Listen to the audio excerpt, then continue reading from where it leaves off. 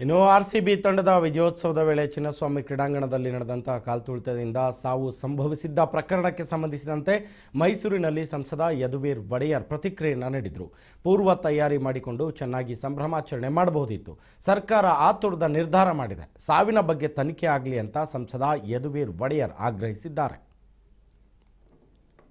ಆಚರಣೆ ಹಾಗೂ ನಂತರ ಜನರಲ್ಲಿ ಜಾಗೃತಿ ಮೂಡಿಸೋದಕ್ಕೆ ಈ ನೆಟ್ ಝೀರೋ ನಗರಗಳು, ನೆಟ್ ಝೀರೋ ಸಂಸ್ಥೆಗಳು ಮತ್ತು ಇಡೀ ಭಾರತವು ನೆಟ್ ಝೀರೋ ಮಾಡಲಿಕ್ಕೆ ಏನು ಒಂದು ಮಾರ್ಗ, ಒಂದು ಮುಂದೆ ಭವಿಷ್ಯದಲ್ಲಿ ನಾವೇನು ಕ್ರಮ ತಗೋಬೋದು ಅಂತ ಮೂಲಕ ಇಲ್ಲಿ ಒಂದು ಕನ್ನಡದಲ್ಲೂ ಸಹ ಅವರು ಎಲ್ಲನೂ ಕೂಡ ಭಾಷಾಂತರ ಮಾಡಿ ಅದಕ್ಕೆ ಎಲ್ಲ ಜನರಿಗೂ ಕೂಡ ಭಾಳ ಈಸಿಯಾಗಿ ಸುಲಭವಾಗಿ ಅವ್ರಿಗೆ ಮಾಹಿತಿ ತಲುಪಿಸಲು ಈ ಒಂದು ಕೆಲಸವನ್ನು ಮಾಡಿದ್ದಾರೆ.